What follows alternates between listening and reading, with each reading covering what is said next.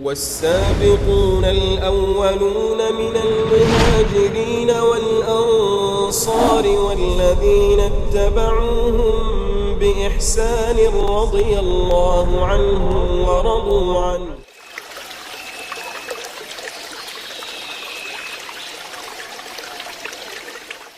Assalamualaikum warahmatullahi wabarakatuh. Alhamdulillah hamdan katsiran tayyiban mubarakan fih.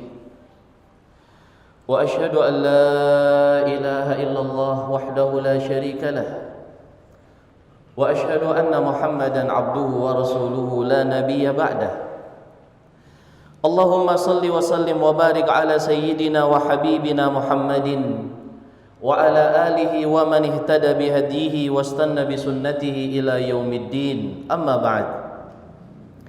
Ma'asyiral muslimin wal muslimat, jamaah sidang salat subuh yang dimuliakan Allah Subhanahu wa taala.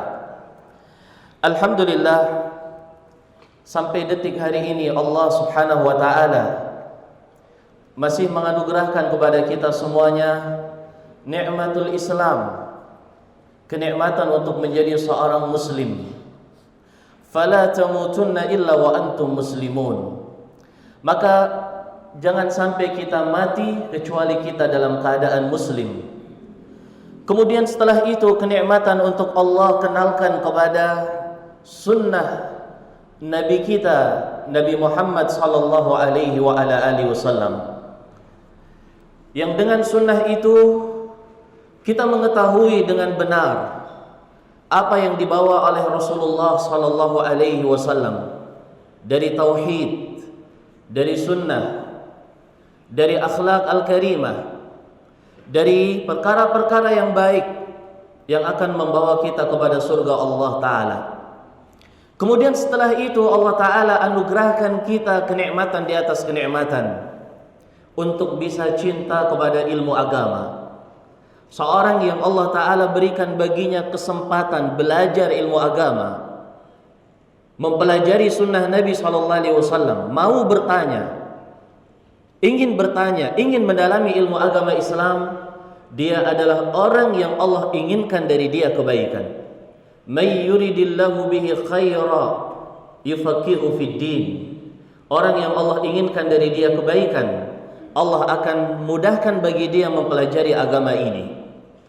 Hadirin yang dimuliakan Allah Ta'ala, semoga kenikmatan tersebut terus kekal Allah berikan kepada kita sampai kita bertemu dengannya. Amin ya rabbal alamin.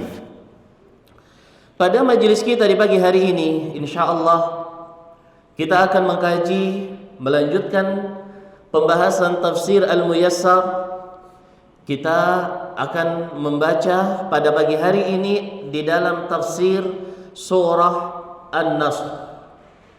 Surah An-Nasr adalah surah yang maknanya pertolongan. Allah turunkan surat ini kepada Rasulnya sallallahu alaihi wasallam sebagai bentuk pertolongan Allah kepada beliau, kepada Rasulullah sallallahu alaihi wasallam. Dan tentunya surat ini adalah madaniyah karena diturunkan oleh Allah Ta'ala setelah hijrahnya Rasulullah sallallahu alaihi wasallam ke Madinah, bahkan beberapa saat sebelum Nabi sallallahu alaihi wasallam wafat. Untuk menyikat waktu, kita baca tafsir Al-Muyassar. Kita baca surat An-Nasr dulu.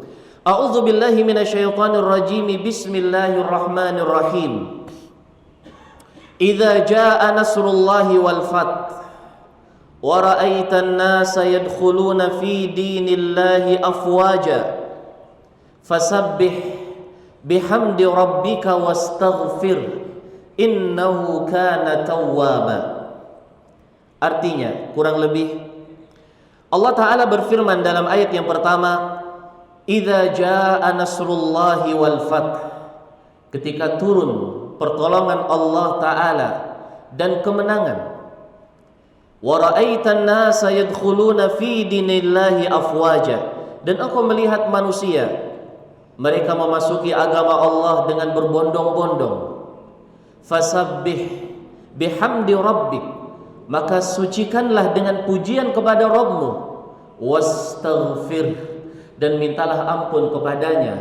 Innahu kana tawwaba, Sesungguhnya Allah adalah zat yang maha penerima taubat. Surat ini memiliki makna yang sangat dalam terhadap semua perjalanan seorang muslim, apakah suka atau duka yang dia lalui. Kita baca tafsirnya di dalam Al-Muyassar. Para ulama mengatakan terkait dalam ayat yang pertama, idza jaa nasrullahi wal fath, idza tamma laka ayyuhar rasul an-nasru ala kuffari Quraisy. Wahai Rasulullah sallallahu alaihi wasallam, seandainya telah terrealisasi bagimu pertolongan Allah kepada kepada diri kalian melawan orang kafir Quraisy. Wa tamma laka fathu Makkah, dan telah terrealisasi bagimu pembukaan kota Makkah. Ayat ini menggambarkan kepada kita bahwa Allah telah menganugerahkan kepada Rasul sallallahu alaihi wasallam dua hal. Pertama adalah pertolongan melawan orang-orang kafir, dan yang kedua adalah terjadinya Fathu Makkah, kembalinya Islam kepada tempat asal keluarnya, yaitu kota Makkah. Hadirin yang dimuliakan Allah Ta'ala, kalau kita menilik perjalanan kehidupan Nabi sallallahu alaihi wasallam, kemenangan diraih oleh beliau alaihi salatu wassalam bukan di awal, tetapi kemenangan Allah anugerahkan kepada Rasulnya sallallahu alaihi wasallam di akhir perjalanan. Dan ini memiliki hikmah yang sangat besar. Pertama, sebagai ibtila kepada orang-orang yang ingin berjalan di atas jalan kebenaran. Kalau sekali dia masuk, dia mendapatkan kemenangan. Betapa banyak orang-orang yang mereka mau untuk masuk di dalam kebenaran. Tetapi Allah inginkan ketika seorang mengenal kebenaran, mengetahui sunnah, ketika dia melihat bahwa ini adalah hak, dia akan diuji oleh Allah Ta'ala. Dia masuk ini apakah karena paksaan, ataukah karena gemerlapnya kemenangan di dalamnya, ataukah karena dia tahu ini kebenaran. Ini menjadi sunnatullah.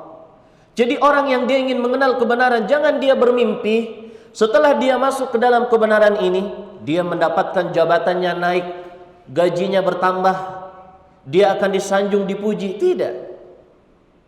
Tetapi dia akan diuji oleh Allah Ta'ala sampai kepada tingkatan Allah anugerahkan kemuliaan kepada dia. Alif Lam Mim, ahasiban nasu ayyutraku ayyaqulu amanna wa hum la yuftanun walaqad fatanna alladhina min qablihim fala ya'lamanna Allahu alladhina sadaqu wa la ya'lamanna al-kadhibin. Alif Lam Mim.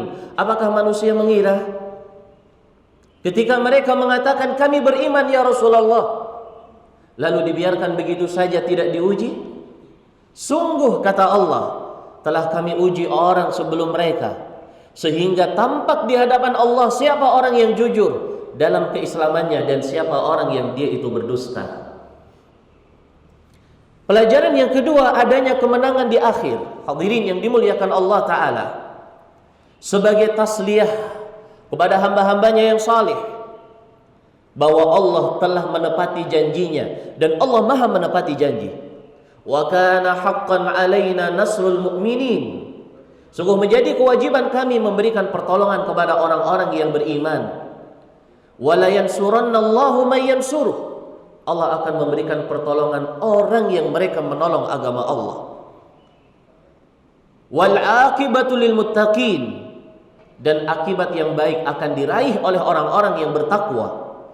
In tansurullaha yansurkum wa yutsabbit aqdamakum. Kalau Allah menolong, kalau kalian menolong agama Allah, Allah akan tolong agama kalian, dan Allah akan kokohkan kaki kalian. Allah Maha benar. Shadaqallahul azim wa shadaqa rasuluhul karim wa nahnu ala dzalika minasyahidin. Allah Maha benar. Rasulnya sallallahu alaihi wasallam juga mengatakan kebenaran dari wahyu, dan kita semua bersaksi atas kebenaran tersebut. Apa yang terjadi kepada Rasul sallallahu alaihi wasallam akbaru syahid, bukti yang paling jelas.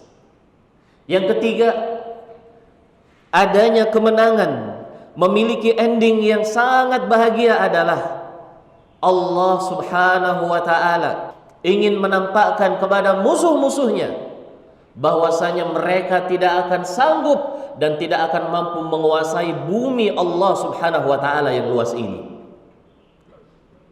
Di dalam awal perjalanan orang-orang ahlul batil, benar mereka sombong, mereka angkuh, mereka menganggap kalau mereka tiada duanya. Tetapi ini tidaklah sebuah ketentuan yang baku. Mereka akan musnah sesuai dengan perjalanan waktu dan akan diraih bumi Allah ini kepada hamba-hamba Allah Ta'ala yang beriman. Oleh karena itu jamaah yang dimuliakan Allah, orang yang telah Allah berikan kepadanya hidayah sunnah, tidak boleh dia menjadi seorang pengecut di dalam membela sunnah tersebut, walaupun dia mendapatkan ujian dan cobaan. Justru ketika dia mendapatkan bahwa perjalanan membela sunnah ini melalui aral yang melintang, semakin tahu bahwa ini adalah kebenaran. Begitu yang dilalui oleh para sahabat Rasul sallallahu alaihi wasallam. Walamma ra'al mu'minuna al-ahzaba. Ini terjadi dalam perang Ahzab. Ketika pasukan gabungan mengepung Rasul dan para sahabat di kota Madinah. Lalu adanya orang-orang yang mereka menusuk dari belakang. Mereka orang-orang munafik. Allah gambarkan kedahsyatan hari tersebut. Hunalika tuliyal mu'minun wa zulzilu zilzalan syadida. Pada hari itu orang-orang beriman itu benar-benar diuji oleh Allah Ta'ala. Orang musyrik, orang Yahudi, belum lagi pasukan-pasukan kufar sekeliling kota Madinah digembosi oleh orang-orang munafik di dalam kota Madinah. Wa zulzilu zilzalan syadida, digoncang oleh Allah dengan goncangan yang hebat. Apa yang terucap dari orang-orang yang beriman? Allah sebutkan dalam ayatnya, walamma ra'al mu'minuna al-ahzaba. Ketika orang-orang beriman mereka melihat pasukan gabungan itu, apa yang mereka ucapkan? Qalu hadza ma wa'adana Allah wa rasuluh. Ini yang Allah janjikan. Ini yang Allah janjikan. Wa sadaqallahu wa rasuluh, dan Allah Maha benar dan Rasulnya juga Maha benar. Wa ma zadahum illa imanan wa taslima. Tidaklah menambah mereka kecuali mereka semakin cinta dengan Islam dan mereka semakin kuat penyandarannya kepada Allah Subhanahu wa taala. Idza jaa nasrullahi wal fath, dan ketika Allah memberikan kota Makkah diambil alih kembali oleh Rasulullah sallallahu alaihi wasallam dan para sahabatnya. Tidak ada cerita di dalam perjalanan orang yang beriman kalau kebatilan itu akan menguasai kebenaran. Tidak ada. Orang yang menganggap seperti ini dia sudah menyelisih apa yang ada di dalam ayat Al-Quran. Yuriduna ayyutfi'u nurallahi biafwahihim wa ya'ballah. Perhatikan firman Allah Ta'ala, wa ya'ballahu. Mereka ingin mematikan cahaya Allah. Islam ingin mereka matikan. Islam gak ada lagi di bumi mereka, dalam kamus mereka. Wa ya'ballah. Perhatikan firman Allah, wa ya'ballah. Allah yang tidak mau. Mungkin kita, aduh udahlah. Tetapi Allah tidak mau. Wa ya'ballahu illa ayyutimma nurah. Kecuali Allah akan menyempurnakan cahayanya. Kemudian dalam ayat yang kedua Allah mengatakan wa ra'aitan nasa yadkhuluna fi dinillahi afwaja. Kata para ulama di dalam tafsir Al-Muyassar, wa ra'aital katsira minan nas, engkau melihat kebanyakan manusia yadkhuluna fil Islam, mereka masuk ke dalam agama Islam jama'atin, afwaja artinya jama'atin, rombongan demi rombongan, berbondong-bondong, begitulah. Engkau melihat setelah terbukanya pertolongan Allah kota Makkah, umat manusia masuk ke dalam Islam afwaja. Mereka berbondong-bondong mengikuti kebenaran yang dibawa oleh Islam. Hadirin yang dimuliakan Allah Subhanahu wa taala, ini sebenarnya adalah pelajaran yang sangat jelas dari Allah Ta'ala.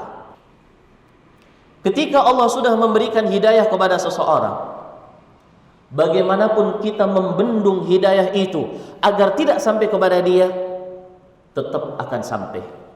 May yuridillahu ayyahdiyah yashrah sadrahu lil Islam. Orang yang Allah inginkan dari dia hidayah, mau kita apain dia, tetap akan masuk dia kepada Islam. Ini sudah menjadi sunnatullah ta'ala.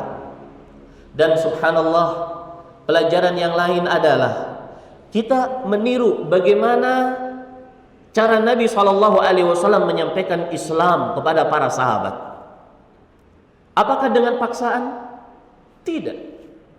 Islam sampai kepada sahabat Rasul SAW, diimani oleh Abu Bakar, oleh Umar, oleh Uthman, oleh Ali, dan sekian banyak para sahabat. Apakah dengan paksaan? Tidak. Tidak dengan paksaan. Tidak dengan ancaman, harus beriman kamu, kalau enggak saya gini kan. Tidak ada. Tetapi Nabi SAW menyampaikan Islam kepada mereka dengan hak, dengan kekuatan Islam itu sendiri, dengan cahaya Islam itu sendiri, Al-Quran dan Sunnah Nabi SAW. Hadirin yang dimuliakan Allah, tidak ada di saat itu sebuah daerah yang memiliki nilai kelam melebihi di daerah Quraisy di saat itu. Zaman apa namanya? Jahiliyah. Kalau sudah dinamakan zaman jahiliyah itu udah semuanya ada di situ. Tetapi Nabi SAW tidak memaksa mereka. Pertama ini, tidak mengancam mereka, tetapi sampaikan kebenaran.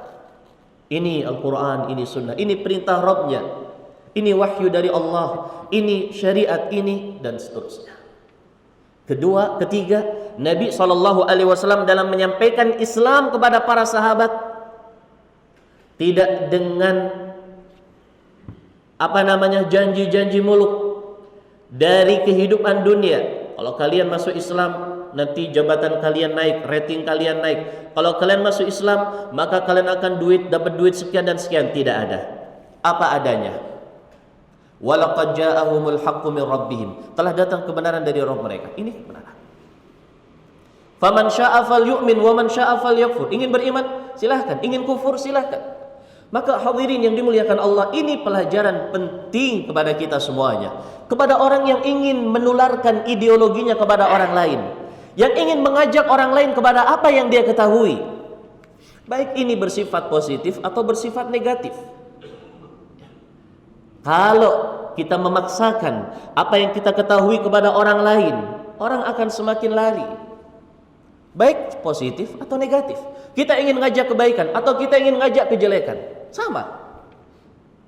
Melihat apa yang diajarkan oleh Nabi SAW di sini, mengajak kejelekan juga sama. Kita mau ngajak orang mencuri, kita mau ngajak orang melakukan perbuatan-perbuatan yang haram. Kalau kita main kekuatan, kalau kita main keangkuhan dan kesombongan, gimana orang mau ikut? Coba dengan ilmiah.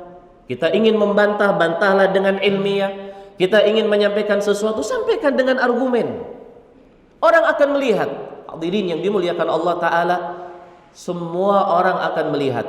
Mungkin kita bisa berasumsi, masyarakat atau daerah tertentu, mereka udah gak bisa lagi main-main seperti itu. Para sahabat Rasul SAW, mereka lebih ekstrim. Sebelum mereka mengenal Islam, ratusan tahun mereka perang. Gak ada kata damai. Sebentar mulai lagi, sebentar mulai lagi. Hadirin yang dimuliakan Allah, tapi itu semuanya luluh luntur dengan apa yang Rasul sallallahu alaihi wasallam sampaikan dari kebenaran. Maka jamaah yang dimuliakan Allah Ta'ala, ini adalah cara-cara yang keliru sebenarnya.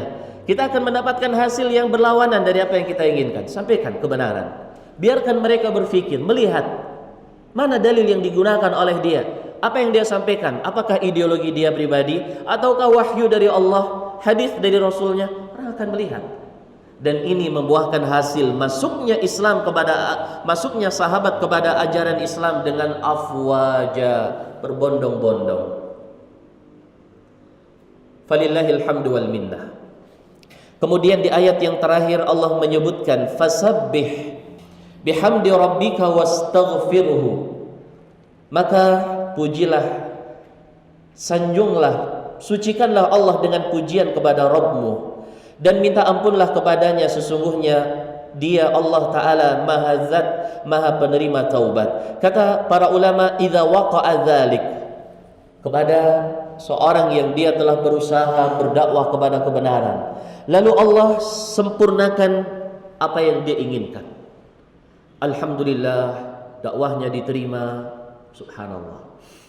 Maka kata mereka, idza waqa'a dzalik, seandainya itu semua terjadi, manusia iqbal 'alal khair, 'ala sunnah, fatahayya, persiapkanlah dirimu wahai Muhammad sallallahu alaihi wasallam, liliqa'i rabbik, untuk bertemu dengan Rabbmu. Dengan apa? Bil iktsari minat tasbih bihamdih, perbanyaklah memuji dan menyanjung asma Allah dengan pujian-pujian baginya.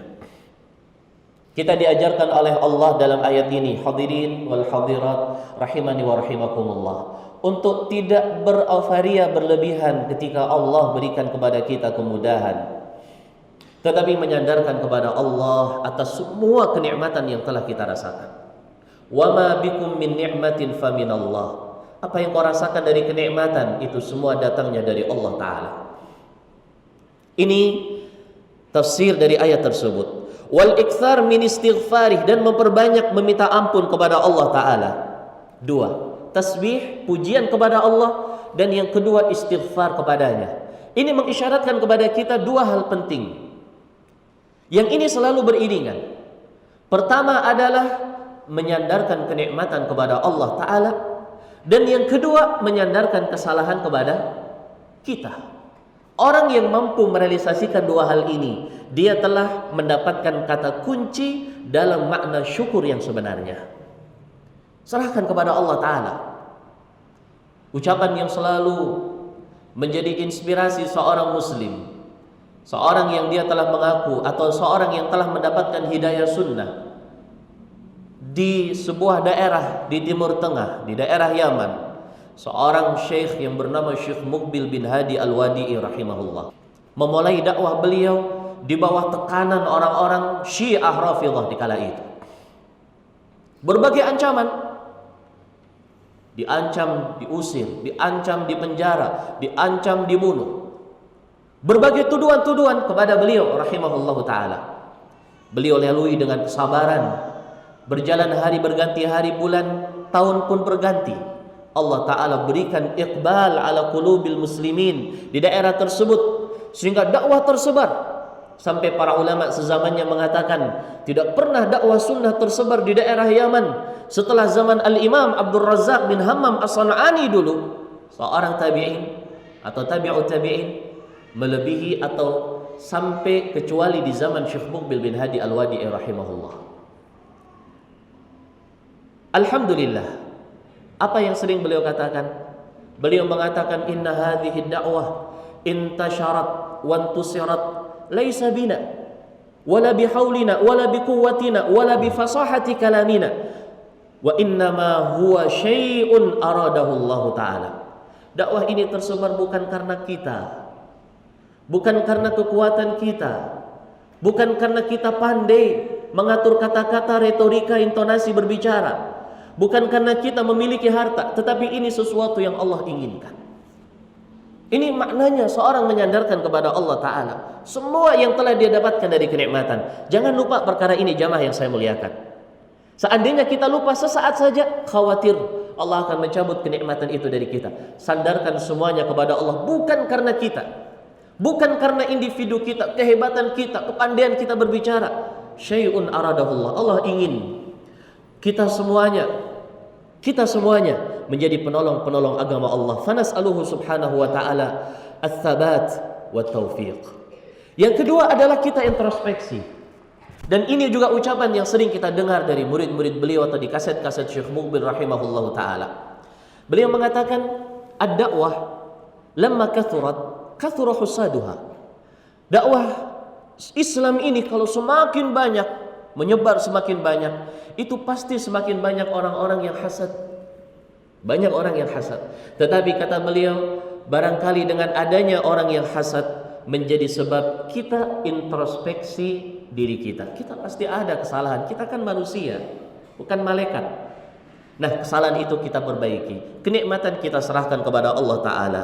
Lalu kata beliau, innahu kana katsirat taubah. Allah Ta'ala adalah zat yang innahu kana katsirat taubah alal musabbihina wal mustaghfirin. Allah adalah zat yang sangat-sangat maha menerima taubat kepada orang yang bertasbih, meminta ampun kepadanya. Yatubu alaihim wa yarhamuhum wa yaqbalu taubatahum. Allah akan menerima taubatnya mereka. Ketika mereka bertaubat, Allah akan merahmati mereka dan Allah akan menerima apa yang telah mereka sesali dari dosa-dosa yang telah mereka lakukan.